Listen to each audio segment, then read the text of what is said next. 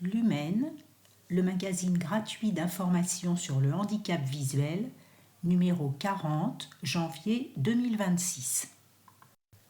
Sommaire, page 4, édito, page 6, actualité, page 11, dossier, insertion professionnelle, des parcours réussis à perte de vue, page 22, société, carte mobilité inclusion, nouveautés et adaptations, page 25, société, droit du patient, de la protection à l'autonomie, page 29, solutions, cuisiner en toute autonomie, page 32, solutions, AppliSense, un outil numérique pour l'autonomie sensorielle, page 35, société, kératopigmentation, changer la couleur de ses yeux, à quel prix? Page 39, interview, Juliette Masse, une adolescente au cœur de la vague. Éditeur, Union nationale des aveugles et déficients visuels, association loi 1901, 12 rue de Cursol, 33 000 Bordeaux. Nom du représentant légal, Manuel Mélado. Directrice de la publication, Manuel Mélado. Rédactrice en chef, Laetitia Dell. Rédaction, Vanessa Bettray, Laetitia Dell, Camille Ponce, Stéphanie Vergès, Hélène Doré. Conception graphique, Marion Chercuite. Enregistrement audio, ECA, enregistrement à la carte pour les aveugles, délégation des auxiliaires des aveugles. Impression en direct. Nombre d'exemplaires, 1250. Numéro dépôt légal, ISSN 2431-9031, imprimé, décembre 2015.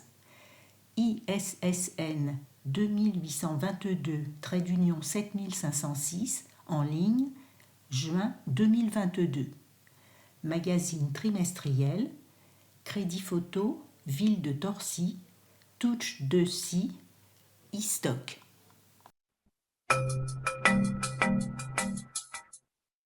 Édito, quand la passion rencontre la solidarité. Derrière chaque réussite, il y a une histoire faite de défis. Les parcours que nous explorons dans ce numéro le prouvent. La cécité ou la malvoyance imposent des obstacles bien réels. Accessibilité limitée, préjugés persistants, attentes parfois réduites. Pourtant, ces barrières tombent quand la passion rencontre la solidarité. Car si la volonté et la ténacité sont des moteurs puissants, elles ne suffisent pas seules. Les stratégies d'adaptation, les technologies innovantes, les applications GPS, les outils numériques, elles ouvrent des portes, mais ce sont les mains tendues qui les franchissent.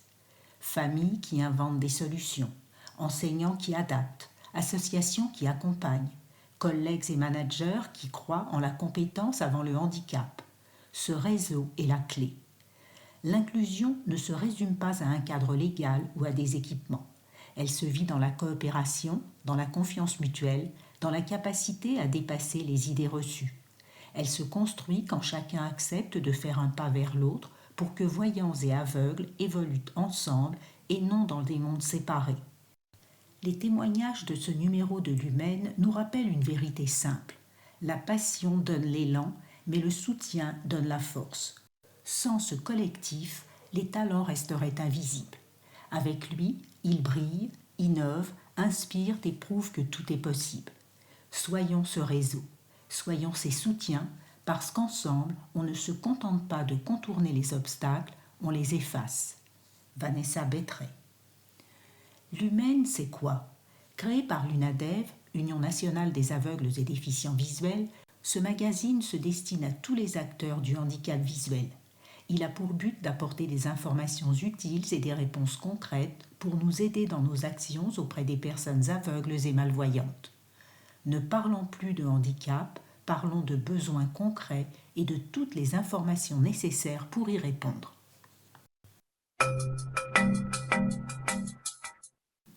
Actualité. Une deuxième édition plus inclusive pour le salon Sens de l'emploi. L'année dernière, le Sens de l'emploi, anciennement Emploi DV, a enrichi ses actions afin de mieux prendre en compte les besoins des personnes sourdes et malentendantes. Le salon revient avec une nouvelle édition sous le signe de l'inclusion ce 27 mars 2026. Ce salon est une véritable vitrine des initiatives en faveur de l'emploi inclusif.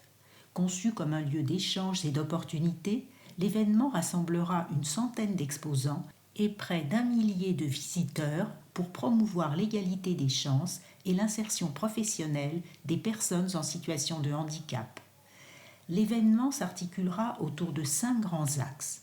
Des parcours inspirants, témoignages de professionnels et entrepreneurs en situation de handicap, des formations et accompagnements proposés aux jeunes, universités, écoles et structures spécialisées, Paris-Dauphine, Unilassal, etc., pour guider les parcours vers l'emploi, des acteurs institutionnels de l'emploi inclusif, l'AGFIF, France Travail ou l'UNADEV, des entreprises qui recrutent, offres d'emploi et échanges directs avec des structures engagées, de nouvelles technologies et solutions d'accessibilité, innovation favorisant l'autonomie au travail avec présentation des solutions. Accès sur inscription sur le site internet Sens de l'emploi 2026 ou depuis France Travail, adresse Halles des Blancs-Manteaux, 48 rue Vieille du Temple, Paris 4e. Un nouveau souffle sportif pour le centre régional de Perpignan. Le centre UNADEV de Perpignan complète son accompagnement avec le lancement du programme Sport Santé, actuellement en phase de test. Plus qu'un dispositif sportif, ce projet vise à lutter contre la sédentarité et à redonner à chacun le goût du mouvement dans le respect de ses capacités et de sa sécurité. Conçu pour répondre aux besoins de chacun, le programme propose un suivi personnalisé avec un bilan médical et un carnet de bord. Les séances encouragent la conscience du corps dans l'effort, améliorent la mobilité et renforcent la confiance dans les déplacements du quotidien. Porté par le responsable du centre et son animatrice polyvalente, le projet a vu le jour grâce au soutien de la région Occitanie et de l'association Les Bouchons d'Amour. Leur appui a permis l'acquisition d'équipements adaptés, vélos, rameurs, tapis, supports essentiels d'une pratique encadrée, au service avant tout de la santé et de l'autonomie des adhérents. L'équipe se félicite de cette dynamique collective et remercie l'ensemble des partenaires et donateurs qui font du sport un véritable levier de santé et de lien social au cœur de Perpignan. Handicap et emploi, le paradoxe français persiste. Le rapport 2025 sur la perception du handicap souligne une réalité contrastée. Malgré la forte médiatisation autour des Jeux paralympiques de Paris 2024, les mentalités évoluent peu. D'après le baromètre AGFIF IFOP 2025, les stéréotypes restent un frein majeur à l'inclusion professionnelle, notamment pour le handicap visuel. D'après l'étude, seuls 15% des recruteurs estiment qu'il est facile d'embaucher une personne aveugle ou malvoyante. Du côté des salariés, 27% avouent ne pas se sentir à l'aise à l'idée de collaborer avec un collègue déficient visuel. Un chiffre qui traduit des réticences encore profondes, juste derrière celles associées au handicap psychique. L'accessibilité, quant à elle, reste trop souvent perçue sous l'angle physique. Seuls 19% des personnes interrogées citent l'accessibilité numérique comme un enjeu essentiel, alors qu'elle est déterminante pour les travailleurs déficients visuels. Ce décalage met en lumière l'urgence d'une action plus ambitieuse pour faire tomber les stéréotypes et ancrer une inclusion réelle dans le monde du travail.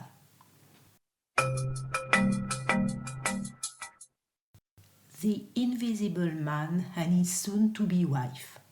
Un amour au-delà des apparences. Ce dessin animé japonais, attendu sur les écrans le 8 janvier 2026, raconte la romance entre Toonom, un homme invisible, et Yaku, une jeune femme aveugle capable de percevoir sa présence mieux que quiconque. Cette série suscite une résonance particulière auprès d'un public malvoyant. En jouant sur les sons, les voix et les silences, elle fait ressentir l'émotion au-delà de la vision. L'invisibilité du héros et la cécité de l'héroïne deviennent deux faces d'une même expérience. celle de la perception intime, de la confiance et de l'amour au-delà du visible. Par son esthétique sonore et sa poésie émotionnelle, The Invisible Man and His Soon-to-be Wife rappelle que certaines histoires se voient justement avec le cœur. Une adaptation du manga tendre et poétique de Iwato Bineko, produit par le studio Project numéro 9 et réalisé par Mitsuo Seta. Série disponible en France sur Crunchyroll en streaming VOSTFR.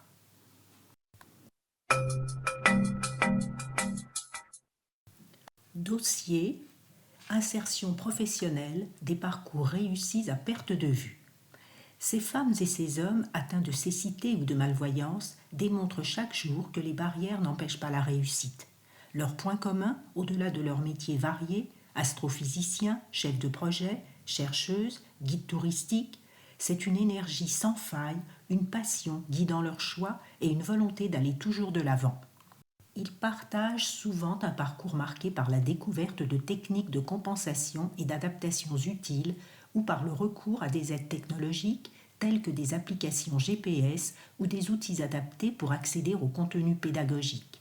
Leur réussite passe aussi par une démarche de dépassement de soi, souvent aidée par l'engagement physique, pratique de sport comme le triathlon ou le roller, qui leur confère rigueur et persévérance. Ce dépassement s'accompagne d'un combat quotidien contre les préjugés, les obstacles liés au handicap et les attentes parfois basses qu'ils choisissent de déborder par leur performance. Enfin, tous soulignent l'importance d'une inclusion réelle où les malvoyants et voyants évoluent ensemble au lieu de vivre dans des mondes séparés, comme en témoignent par exemple des parcours de formation suivis en milieu ordinaire, des initiatives en faveur du travail collaboratif ou l'organisation d'activités ouvertes à tous.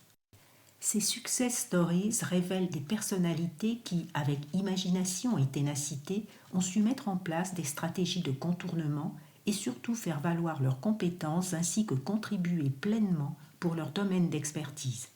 Leur message est clair, il faut croire en soi, ne pas renoncer et avancer avec passion. L'art de guider sans les yeux, Grégoire Bouchetou, guide de randonnée. Il ne faut pas avoir peur de l'échec. Je suis né avec une rétinite pigmentaire et aujourd'hui malvoyant, je ne vois plus que la différence entre le jour et la nuit. J'ai toujours eu tendance à aller de l'avant. Mes orientations ont été guidées par mes goûts. J'ai toujours aimé les randonnées, les balades, les voyages et les pays du Moyen-Orient. J'ai rejoint l'INJA à Paris en 2001, du primaire jusqu'au bac, un bac littéraire avec option arabe en LV3 que j'ai obtenu en 2012. J'ai ensuite fait des études en langue arabe et anglaise, obtenu un master en traduction en arabe, fait du bénévolat en traduction. C'est lors de mon parcours que j'ai entendu parler de la formation ITDV, Institut du tourisme pour déficients visuels.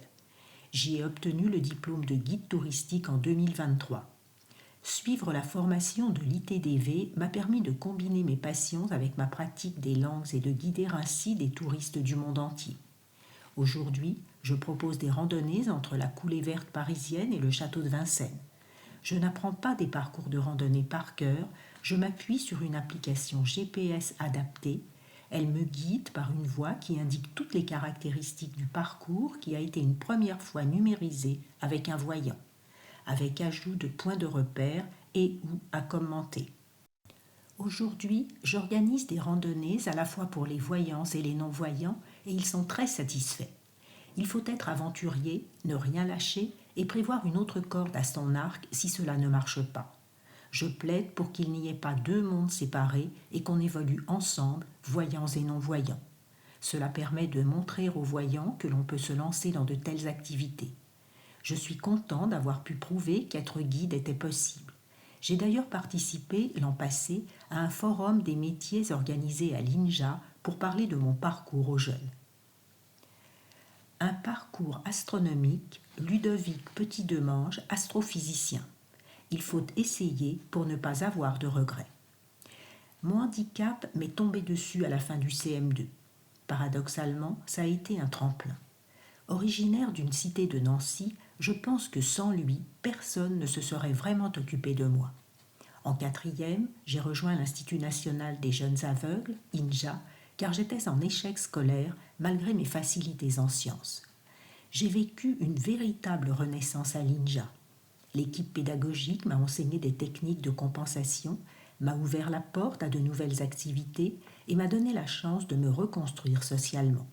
C'est là que j'ai rencontré un chercheur en physique qui m'a transmis la passion de la recherche. J'ai décidé que je serais astrophysicien ou, si je n'y arrive pas, journaliste scientifique.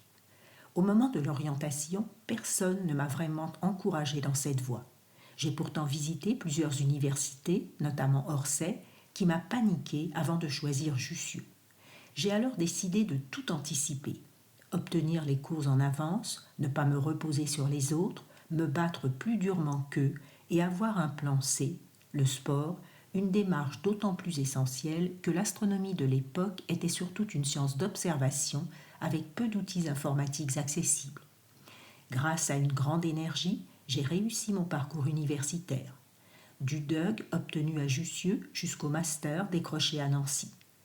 Lors de mon stage, j'ai saisi la chance offerte par la simulation numérique émergente pour me spécialiser dans le développement de modèles mathématiques permettant de mieux comprendre la dynamique des astres.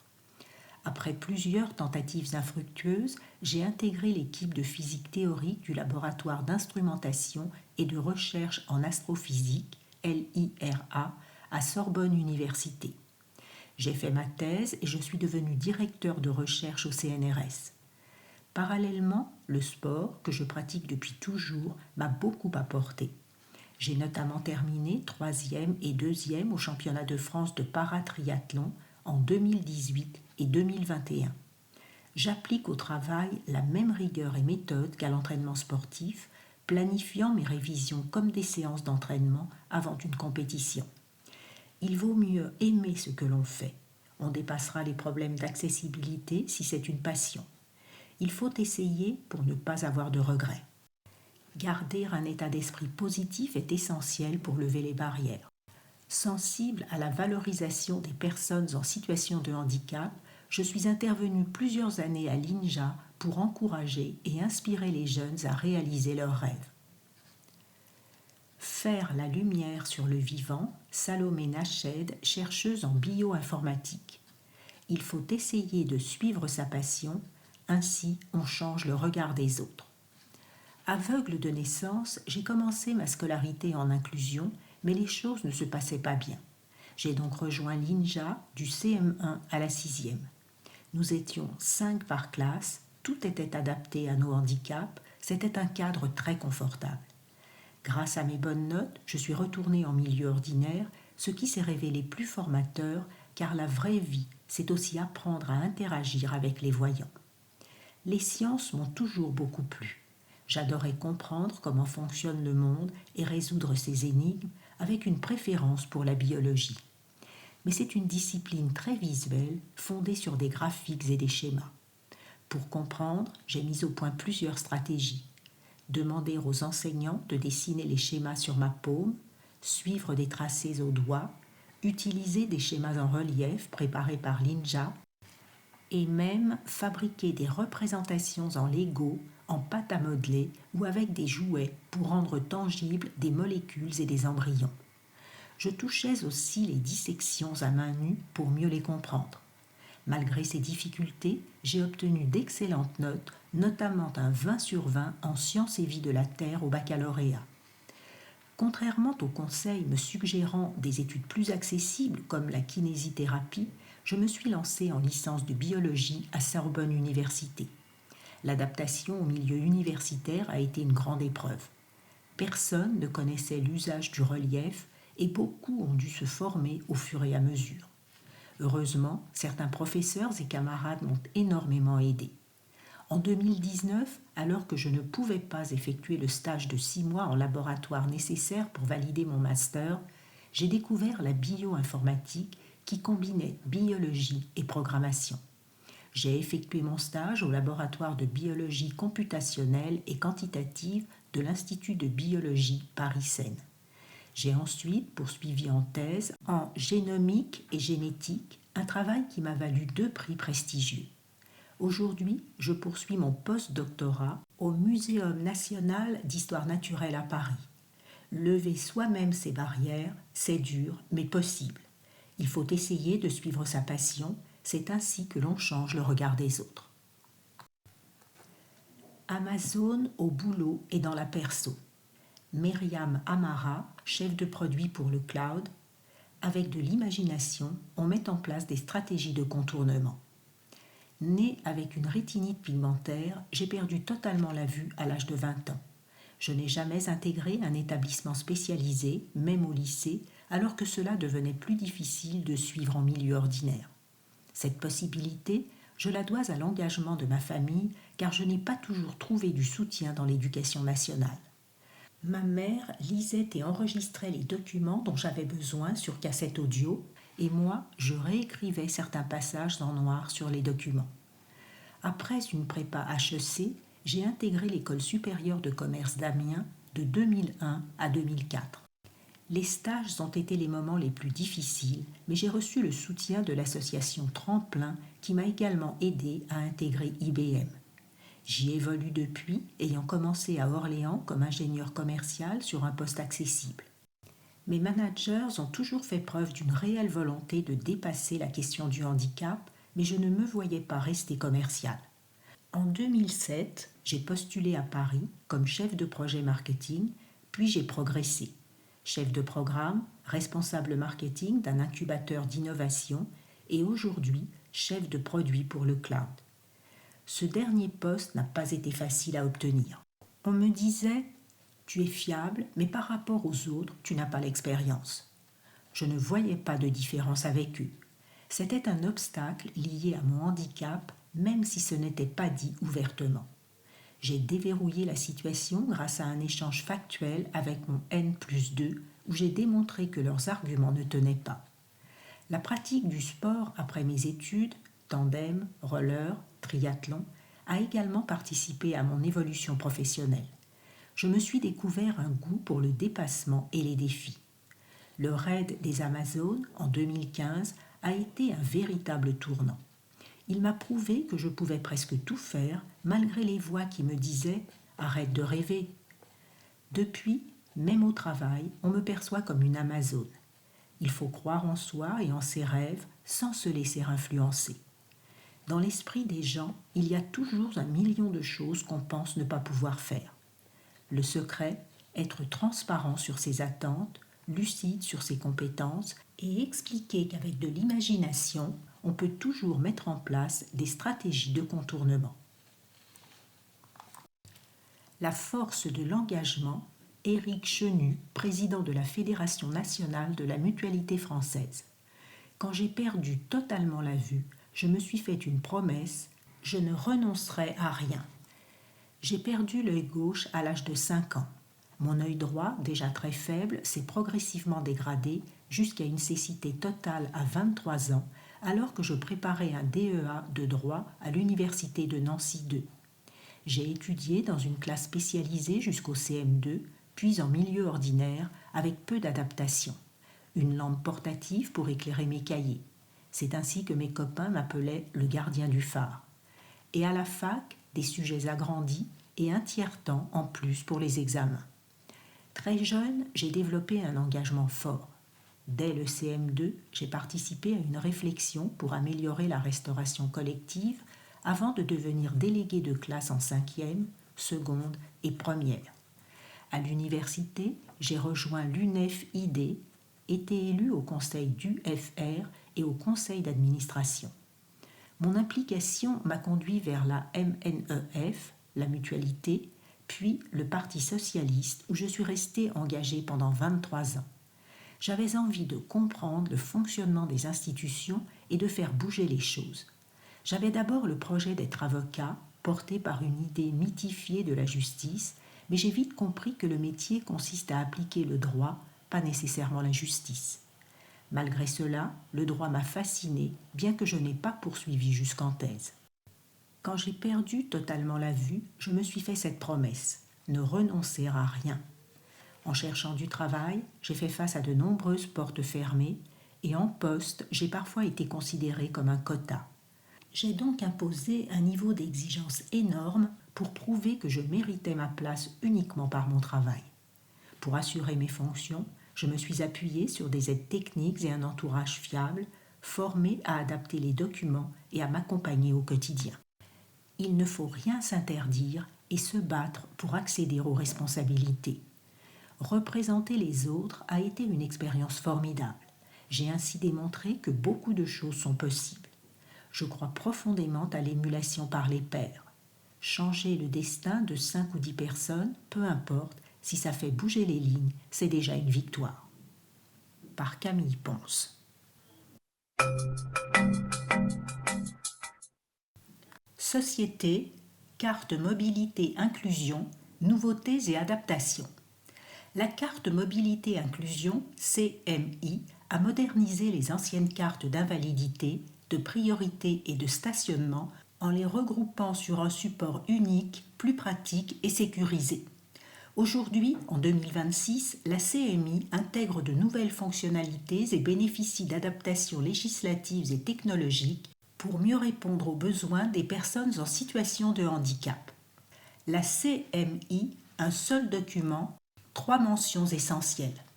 Invalidité. Pour les personnes avec un taux d'invalidité permanente d'au moins 80% ou inscrits dans les groupes 1 et 2 de la grille Agir. Cette mention donne priorité d'accès aux places assises dans les transports et les espaces publics.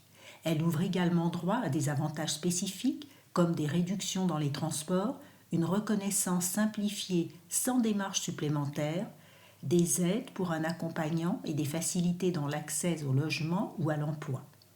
La mention « Besoin d'accompagnement cécité » reste une option secondaire associée à la CMI invalidité pour les titulaires ayant une vision très basse, nécessitant un accompagnant, incluant le droit à l'accès avec un chien guide. Priorité destinée aux personnes dont la station debout est pénible, cette mention offre une priorité dans les files d'attente et aux places assises. Stationnement, pour les personnes à mobilité réduite, elle permet l'utilisation gratuite et illimitée des places de stationnement ouvertes au public. Accès et vérification simplifiée grâce au numérique. Si la carte mobilité inclusion reste aujourd'hui principalement un support physique, des services numériques se développent progressivement pour en simplifier l'usage, notamment pour le suivi des droits et le contrôle du stationnement dans certaines collectivités. Ces outils visent à sécuriser la vérification de la validité des droits en temps réel et à compléter, sans remplacer, la carte CMI physique qui demeure obligatoire dans de nombreuses situations. Sécurité renforcée pour lutter contre la fraude. Les cartes physiques intègrent désormais des technologies avancées, puces cryptées, hologrammes dynamiques, voire authentification biométrique possible, renforçant la lutte contre les falsifications et les usages frauduleux. Extension des droits et adaptation à de nouveaux besoins. Les critères pour bénéficier de la mention stationnement ont été élargis pour inclure les handicaps temporaires sévères. Des systèmes automatisés de contrôle, caméras, capteurs, sont déployés dans plusieurs villes pour assurer le respect des places réservées. Depuis 2024, la CMI offre un accès prioritaire à certains services de mobilité partagés adaptés, comme les vélos électriques ou navettes spécialisées, facilitant ainsi les déplacements quotidiens. Simplification des démarches administratives. La demande et le renouvellement de la CMI s'effectuent principalement auprès de la Maison départementale des personnes handicapées, MDPH, du département, via un formulaire unique, accessible en ligne ou par courrier. Il faut fournir un certificat médical récent ou un justificatif de pension d'invalidité selon la mention demandée. Grâce à l'harmonisation des formulaires et à la réduction des pièces justificatives, les démarches sont plus rapides et simplifiées. Après acceptation de la demande, la fabrication de la carte physique prend en moyenne 3 à 10 jours avec un suivi possible en ligne. Par Laetitia Dell.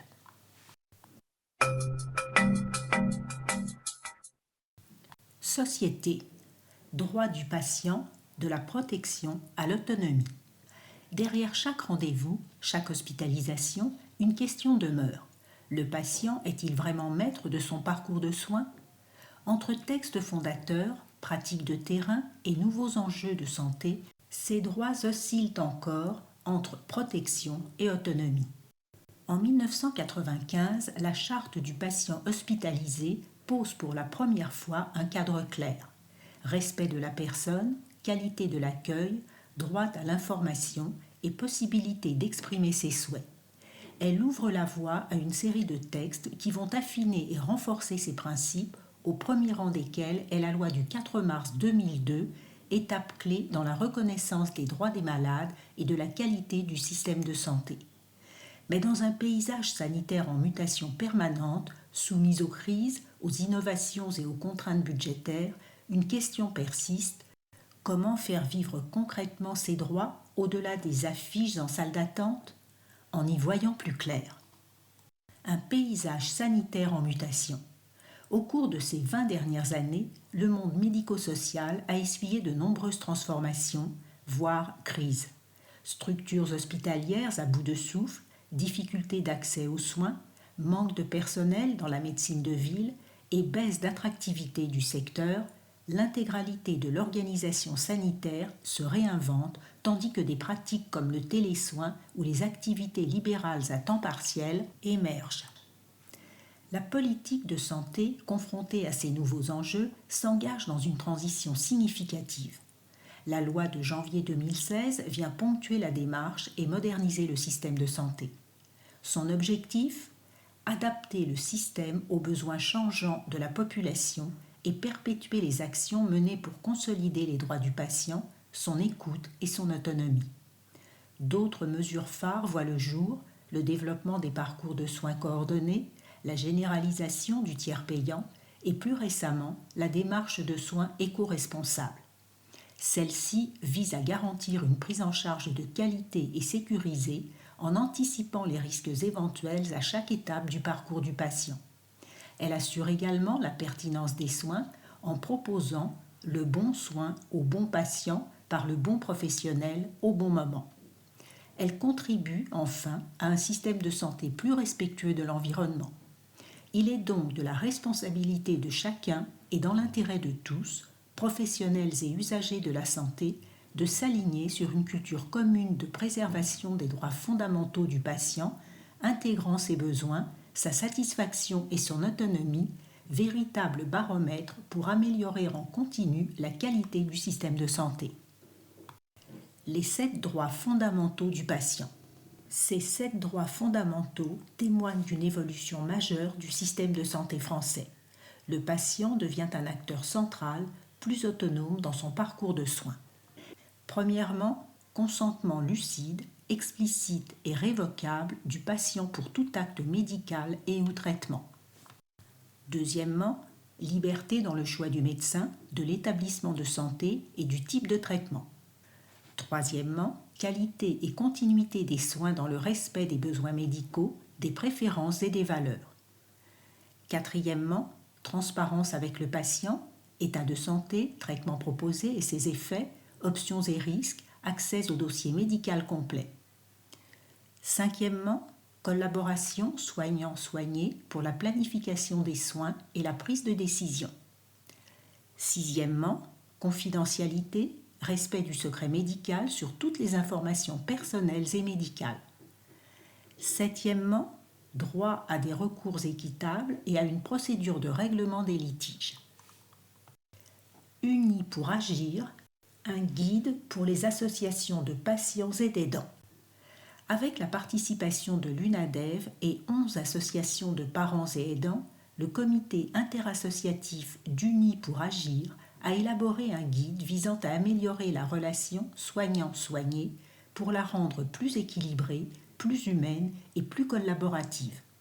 Il présente des pistes de réflexion concrètes fondées sur des expériences de terrain qui peuvent être réutilisées par d'autres associations.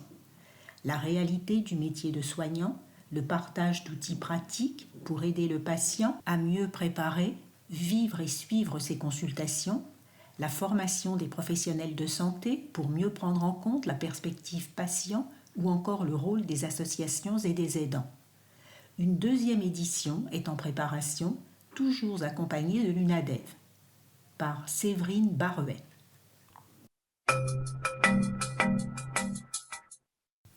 Solution. Cuisiner en toute autonomie. Depuis 2010, le repas gastronomique des Français est inscrit au patrimoine culturel immatériel de l'humanité. Plus qu'un simple moment autour de la table, il symbolise la convivialité, le partage et la créativité. Alors, comment conserver ce plaisir et cette indépendance en cuisine quand on vit avec une déficience visuelle ? Le plaisir de cuisiner malgré la déficience visuelle. À chacun ses raisons pour passer derrière les fourneaux. Pour Alan, jeune aveugle, résidente en région parisienne, la principale motivation est la convivialité. Je me suis récemment installée dans mon premier appartement après plusieurs années en foyer. C'est un bonheur de pouvoir enfin inviter mes amis autour d'un bon repas. Je suis équipée de matériels adaptés pour cuisiner. Balance parlante, boutons tactiles pour les éléments de cuisson. Ces adaptations me permettent de cuisiner seule en toute sécurité. Je ne suis pas encore un cordon bleu, mais je m'améliore, à en croire mes amis. Pour lui, cuisiner ne se résume pas à remplir l'assiette. Si le contenu de l'assiette est important, je suis d'autant plus satisfait de pouvoir dire « c'est moi qui l'ai fait ». Je réalise que j'en suis capable et c'est essentiel pour mon estime personnelle, poursuit Alan. Au quotidien, cuisiner permet aussi de faire des économies, de mieux équilibrer les repas et de lutter contre l'isolement. Avant, j'avais parfois du mal à me motiver à cuisiner pour moi tout seul, admet Alan. Mais plus je cuisine, plus je me régale. J'envisage d'acheter d'autres matériels et peut-être m'inscrire à des ateliers de cuisine pour me perfectionner. Adapter son environnement. La fonctionnalité est une règle de base pour une cuisine optimale. Des rangements accessibles et ordonnés facilitent l'autonomie. Pour les malvoyants, les couleurs contrastées et les éclairages ciblés sont utiles pour mieux identifier le point d'eau, le plan de travail ou la zone de cuisson. Les nouvelles technologies au service du goût. La domotique ouvre aussi de nouvelles perspectives. De nombreux équipements domestiques communiquent désormais avec leur utilisateur et peuvent être commandés par la voix, par des gestes ou via un smartphone.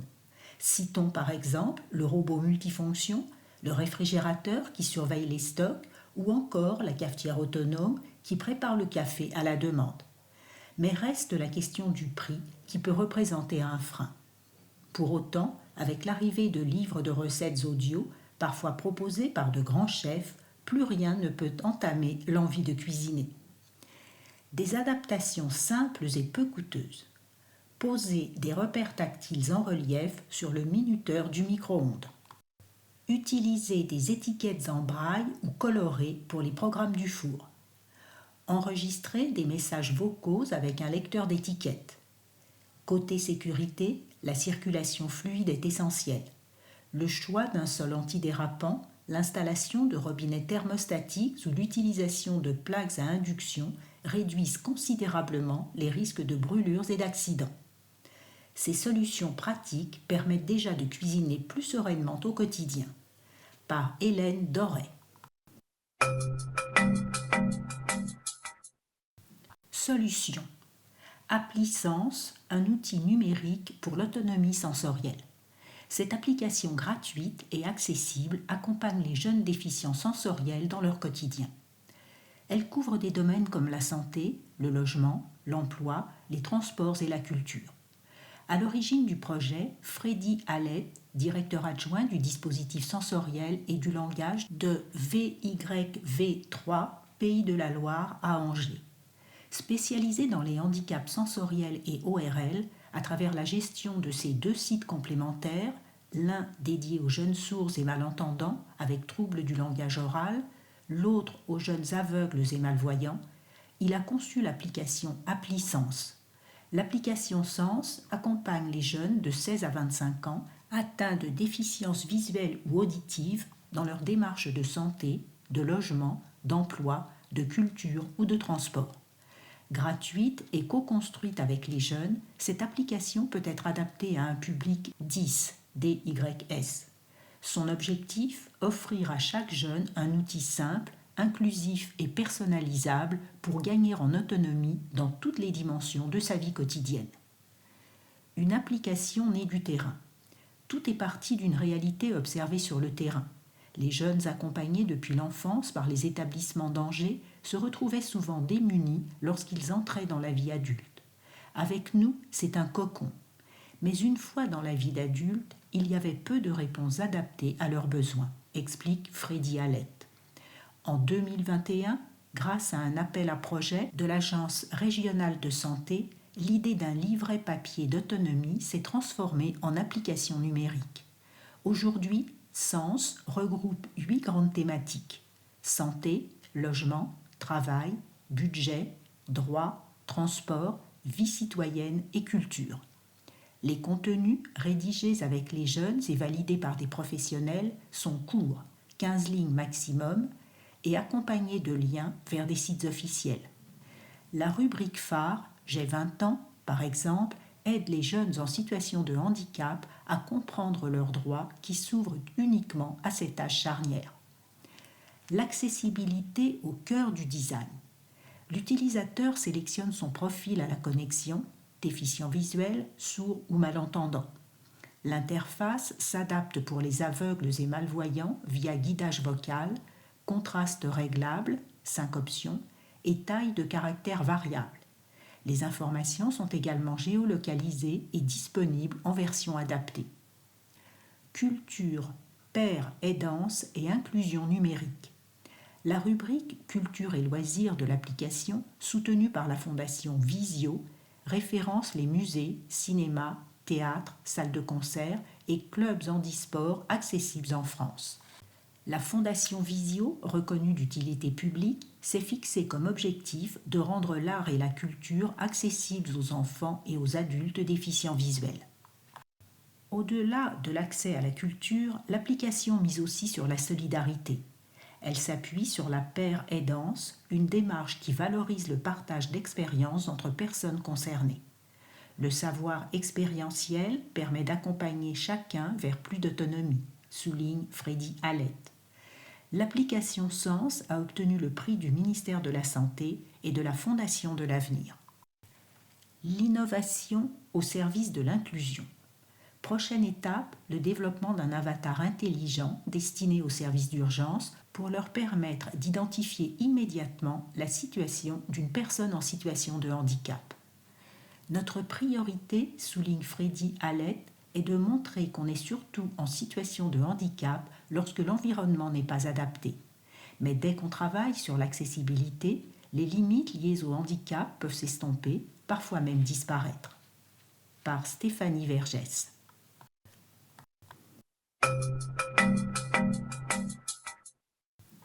Santé. Kératopigmentation, changer la couleur de ses yeux, à quel prix ? Une nouvelle tendance se répand sur les réseaux sociaux, la kératopigmentation. Cette technique chirurgicale qui permet de modifier la couleur des yeux en injectant des pigments dans l'épaisseur de la cornée était initialement utilisée à des fins réparatrices après un traumatisme. Elle connaît aujourd'hui un essor à visée esthétique. Mais cette pratique comporte des désagréments immédiats et des risques à long terme encore mal évalués qu'il est essentiel de comprendre. Qu'est-ce que la kératopigmentation ? La couleur naturelle des yeux dépend de la pigmentation de l'iris, une structure que l'on ne peut pas modifier. La kératopigmentation consiste donc à placer des pigments biocompatibles dans un tunnel annulaire créé dans la cornée à l'aide d'un laser femtoseconde. Cette intervention, réalisée sous anesthésie locale et en ambulatoire, ne nécessite pas de suture. Cette technique permet un changement définitif de couleur, mais elle n'est pas sans conséquences, souligne le docteur Benjamin Mémy, ophtalmologiste à l'hôpital national des 15-20. Une technique issue de la chirurgie réparatrice. À l'origine, cette chirurgie visait à corriger les séquelles esthétiques de traumatismes oculaires. Aujourd'hui, elle séduit des patients motivés par un changement purement esthétique. L'opération exige une asepsie stricte, c'est-à-dire l'ensemble des mesures destinées à éviter toute contamination, ainsi qu'un suivi post-opératoire rigoureux, collyres antibiotiques, évitement de l'eau sur l'œil pendant un mois. Les désagréments immédiats peuvent inclure sécheresse oculaire, éblouissement ou gêne visuelle temporaire comparables à ceux observés après une chirurgie de la myopie. Une pratique en pleine expansion. Il y a encore 5 ans, un seul praticien en France proposait cette intervention. Aujourd'hui, ils sont plus d'une dizaine. Les cliniques parisiennes spécialisées en chirurgie réfractive sont de plus en plus nombreuses à l'intégrer à leur offre, observe le docteur Mémy. Il ajoute, ce développement attire même une patientèle étrangère. Il existe aujourd'hui un véritable tourisme médical inversé avec des patients qui viennent du Proche-Orient ou du Brésil pour se faire opérer en France. Les limites esthétiques et les précautions à prendre. Le rendu peut cependant paraître artificiel. Teinte uniforme, pigments qui s'estompent ou couleur initiale encore visible en périphérie. Les pigments appliqués devant l'iris ne changent pas réellement la couleur naturelle de l'œil. Ils la masquent. Cependant, comme un tatouage, le geste est irréversible, la teinte peut se ternir, mais la couleur ne reviendra pas à l'état initial. Des risques majeurs pointés par les spécialistes. Le premier risque concerne la tolérance des pigments à long terme. Ces produits, souvent non homologués, pourraient entraîner une inflammation chronique, une réaction immunitaire, voire un rejet cornéen. Mais le deuxième risque, plus insidieux encore, tient à la réduction du champ d'examen de l'œil. Si le patient va chez l'ophtalmologue, ce dernier n'aura qu'une toute petite fenêtre pour voir l'intérieur de votre œil. Tout le reste sera masqué par les pigments. Et si une intervention pour la cataracte s'impose dans le futur, l'accès chirurgical sera lui aussi compromis. Une information et une régulation indispensables. L'Académie nationale de médecine alerte donc sur les dérives potentielles de cette pratique et recommande qu'un document d'information préalable soit remis aux patients, précisant les risques et limites de la technique. Source Académie nationale de médecine 2023. Et, comme le rappelle le docteur Mémy, il n'y a aujourd'hui aucun encadrement officiel. Aucun rapport de la Société française d'ophtalmologie n'a encore défini les bonnes pratiques à suivre. Il prévient, il serait pourtant essentiel d'informer les patients sur les effets à long terme, encore incertains, ainsi que sur un résultat esthétique qui pourrait ne pas durer. Avant toute décision, il est donc conseillé d'essayer des lentilles de couleur pendant plusieurs mois pour s'assurer d'un choix assumé et réfléchi. Par Stéphanie Vergès.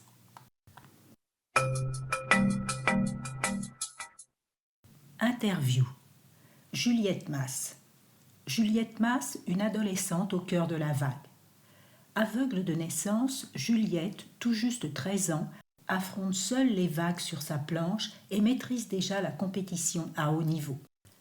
Licenciée à l'école de handisurf de Canet en Roussillon, cette jeune surfeuse a déjà participé à 2 championnats du monde de parasurf. Un exploit remarquable pour une débutante. L'année dernière, elle s'est hissée à la 4e place de la finale non-voyante. Ne pas faire de vagues est sûrement l'expression qui décrit le moins bien le tempérament de Juliette, ni au sens figuré, ni au sens propre. En un peu plus de 2 ans d'entraînement, elle a enchaîné 2 participations aux championnats de France et du monde de parasurf. Ce parcours exceptionnel, elle le doit à son entraîneur, Mehdi Karam, formé à l'entraînement adapté par la Fédération Handisurf, qui a tout de suite cru en elle. C'était la première fois que j'encadrais une personne aveugle. En une séance, après seulement 6 vagues, elle a maintenu l'équilibre pendant 5 à 6 secondes, se souvient Mehdi. C'est rare d'y parvenir aussi vite. Au début, Juliette voulait surtout prendre la vague pour le plaisir, mais rapidement, elle a décidé de se lancer en compétition. « J'aime l'eau », explique-t-elle, et soutenue par mes parents, je n'ai jamais douté de pouvoir relever ce défi. J'ai reçu un soutien inébranlable. Être entourée, ça donne vraiment de la force. Son entraîneur commente. Juliette ne voit pas la beauté de la vague, mais elle la ressent. C'est magique. Mais comment, quand on n'y voit pas, peut-on attraper une vague, se lever au bon moment et tenir l'équilibre ? Juliette se fie au son des vagues, à leur rythme, pour en deviner la taille et la puissance. Mehdi détaille. Au début, je lui annonçais l'arrivée des vagues, puis elle a rapidement appris à ressentir le courant, repérant les vagues en évaluant leur forme à partir de leur bruit, compter les secondes entre elles. Plus le temps est long, plus la vague est puissante. Pour s'orienter sur sa planche, elle utilise également des repères tactiles avec des petits tapis de mousse qu'elle peut ressentir au toucher. Aujourd'hui, Juliette pratique le surf non pas par la vue, mais par le ressenti, une approche qui rejoint celle des surfeurs puristes, attachés au mana, l'énergie de la nature, comme les Tahitiens, conclut l'entraîneur. Juliette ne voit pas la beauté de la vague, mais elle la ressent, c'est magique. Pour Juliette, les championnats du monde à Huntington Beach, en Californie, ont été une parenthèse enchantée. Dès sa première participation, elle a terminé 4e mondiale en individuel non-voyante et a remporté le titre de championne du monde par équipe, une performance exceptionnelle pour une si jeune débutante. L'année suivante, elle est devenue championne de France dans sa catégorie et a de nouveau atteint la finale des championnats du monde. Juliette voit son parcours comme un exemple pour d'autres. On est souvent jugés avant d'être vraiment observés, regrette-t-elle. Ce qui freine parfois les aveugles ou malvoyants dans l'accès à certains sports, car ils entendent « ce n'est pas possible, tu n'y arriveras pas ». Mais on peut tout faire. Son entraîneur, Mehdi Karam, confirme « elle est une vraie source d'inspiration ». Juliette montre que le handicap ne doit pas être un frein. Quand on veut, on peut. Par Camille Ponce.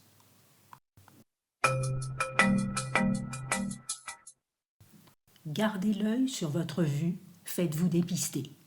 Retrouvez toutes les dates de la tournée du bus sur unadev.com. L'UNADEV propose un dépistage gratuit, rapide et indolore des maladies de la vue liées à l'âge grâce à son bus, véritable cabinet ophtalmologique mobile. L'Humaine est un magazine gratuit, il ne peut être vendu. Il est également disponible sur www.lumen-magazine.fr. Vous pouvez vous inscrire pour recevoir gratuitement chaque trimestre la version papier, gros caractères, audio ou la version numérique à l'adresse suivante contact@lumen-magazine.fr.